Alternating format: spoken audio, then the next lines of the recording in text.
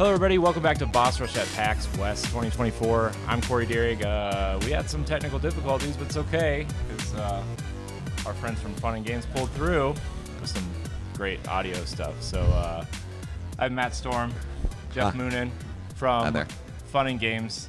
Welcome to the show, friends. Thank you. Thank you so much. I love your show. I love what you do. Matt, you've been awfully generous to us with the side quests and everything. So why don't you give an elevator pitch of who you are and what you do and why you're important on the internet? The important part I would caveat that, maybe parentheses. We're extremely important. All caps. And if you don't know yet, You will. You will. It's a threat. That's the point. So we host Fun and Games, which started as a broad look in a positive light at video games, often topic-based, whether talking about signposting in video games, interviewing developers, composers, all sorts of stuff. We've done some really silly topics. We've done video game console retrospectives. And then a handful of years ago, because I don't want to do the math, we also launched a sub-series called Side Quest, which you referred to, which is a series born out of my frustration with the negativity on the internet. And it features a different host every episode, just talking about a game for 15 minutes and why they love it. No judgment, no caveats, just I love this game, here's why. And you and Ed have both done episodes. I'm wrangling Pat and Steph as we speak. And it's kind of this idea that Geoff came up with, that like every video game is somebody's favorite. Even if you hate it, even if it's really bad, like objectively bad, it doesn't matter. Someone probably loves that game.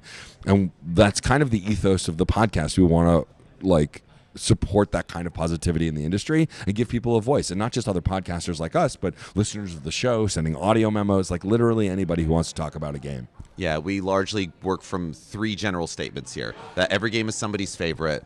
Nobody can play every single video game that exists, and our personal gaming history is what we bring into what we play in the future, what we recommend to the people around us, and we as creators, people in and out of the industry, what they bring into what they create.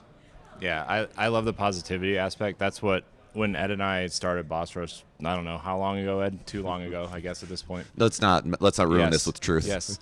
A few months ago, we went in with the statement, be better, as like, be better to our community, be better to the people, within the community, within the games industry, within, just the space, and we've kind of cultivated a community around that, and it became what it is now, which I don't even know how it works now. It's just kind of, we're all figuring it out as we go. Yeah, Moment by moment.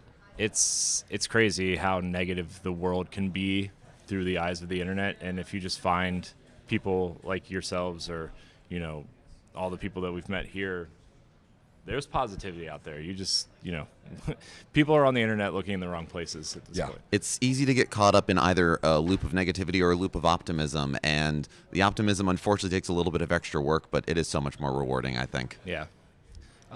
So we're here at PAX West. Mm-hmm. There are a lot of games here. Yes. Yes, there is. Are there 2 or 3 of them that stick out to you that you've seen so far?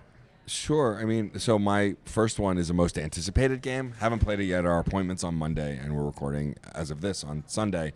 But it's All System Dance by Mighty L. Yeah. So Dave Proctor came on the show and talked about the big con. I think just before the console release, it was on Steam. Yeah, it was actually that was why we scheduled it. It was the console release. Release was coming out, and we love Dave. He's wonderful. And back at East, Geoff got to see a closed doors, this is the concept, and we've been excited since. We're both big rhythm game heads, and so this is easily my most anticipated of the show because it looks great, and I love anything that incorporates rhythm into it. And I love the way that the mechanics of it, even in that demo that Dave showed me back at East, I didn't get hands on it because nature of the whole thing, and I'm very much looking forward to get hands on it now. The way that the dance moves and everything else was how you interacted with challenges, but was also traversal. And I personally love when different systems kind of loop back on top of each other and stack together. Nothing is isolated, nothing is in a vacuum, because you then get better with utilizing it one way or another, and it all builds. And so I can't wait to see where the current build for All Systems Dance is. So definitely anticipated for me. Yeah. Cool. But and it's interesting too, because I feel like most conventions, but PAXs as well, that you kind of start to see a thread of a certain genres like popping up, whether it's a roguelike, whether it is a rhythm game or whatever else. And this weekend for me has been a lot of precision platformers. And so we've gotten a lot of interesting ones there. And two in particular that stuck out for me are Love Eternal from Isbrid, and I haven't gotten to play this one yet, but Foul Damage has absolutely kind of captured my imagination, because that's a very interesting one that a lot of platformers, it's like, I was just saying, mechanics on top of mechanics. This one, it's just, you are an egg.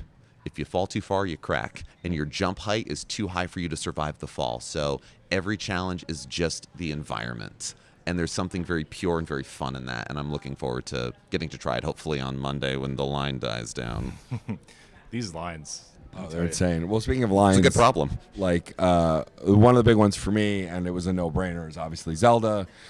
We got during the media hour to get hands-on with it, and even with the short, like 15 minutes we got, like it's another awesome top-down Zelda game. It looks like it's gonna be more puzzle-focused, which I'm excited about because they haven't really been super puzzle-focused lately.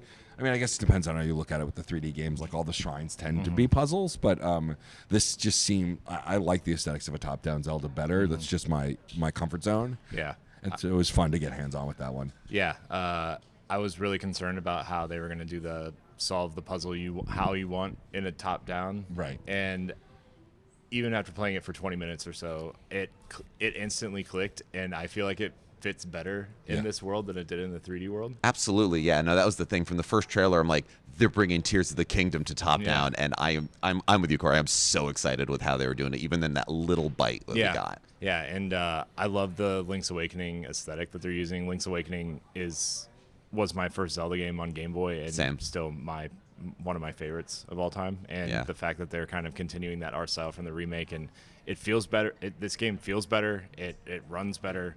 I love how it opens. The writing is really witty. Lasby and I were talking about it, and it feels very Paper Mario-esque. Yeah. Impa is... Oh my God, that scene with Impa, I don't even want to spoil it. It was so good. Yeah. I commented to the rep that was with us that it was so awesome. It was a lovely subversion. Yeah.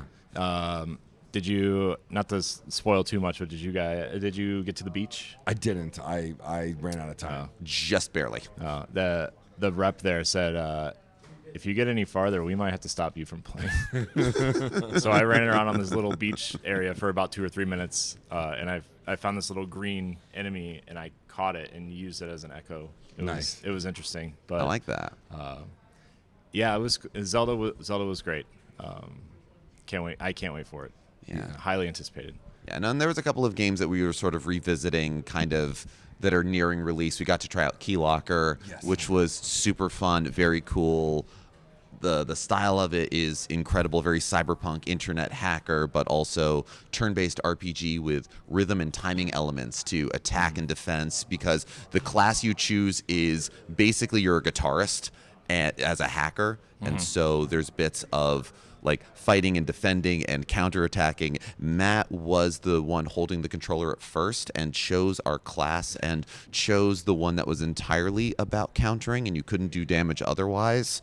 So we maybe didn't get as far as we should have. Yes. But I still had a very good time. No, it's fine. I probably would have done the same thing. It's just you happen to be the one pushing the button, so I get to hang out to dry. That's true. Yeah, and I think one of my favorites so far, honestly, is the Rugrats game. It's coming out in just a couple weeks. The thing, so if you're a fan of Rugrats, it's just like the cartoon. And what's fascinating is that the whole game is built on an NES engine for the NES. It can be played on an NES cartridge. But then when they made the HD version based on the animation from the show, they built that it's basically a skin more or less on top of it. It's running that Nintendo engine the whole time, so you can switch back and forth anytime. Both look gorgeous, but for me, growing up playing Chip and Dale and DuckTales and all of those licensed games that had that like charm with the really weird pixel art, this has that, and it was incredible. It was a lot of fun. It was multiplayer. Jeff and I got to play together, and then we got to chat with the developer, which will be on our PAX wrap up. And it was Tomas was great to chat with, and it hits the nostalgia buttons in a really strong way. And I mean, anyone who listens to our show knows I'm a sucker for that. So I think that's at the top of my list so far. But we're still going to see a bunch of stuff today and tomorrow. So awesome. Yeah, very much. The Rugrats one was a lot of fun, and it did that very fun thing of when games nowadays are a bit of a throwback, sometimes it is a straight one-to-one, like, you just couldn't get the license to this specific game, so you're just making your version, which is also good. But Rugrats Adventures in Gameland did that thing of It's a little bit of this. It's a little bit of this. It's a little bit of this. The benefit of hindsight of the NES was, decades ago, and we know what we love from it and alchemize it into something entirely its own. And, for something that's also steeped in 90s nostalgia, very fitting. Yeah. Well, I'm glad there are a lot of games here that you guys enjoyed. I am glad you both were here to join me on this segment for Boss Rush at PAX West. Sorry. It's been a long weekend. Yeah, sure. It has been, and it's not done. We will be back with more segments with more great people. Stick around. Happy gaming. If you want to see how you can become a Patreon producer, head on over to patreon.com/BossRushNetwork. The Patreon producers for this month are Adriel Munger, Austin Campbell, Celeste Roberts, Christian S., Sana Dierig, Francisco Santillan, Matthew Keel, and Todd Oxtra. Thanks for your continued support of the Boss Rush Network.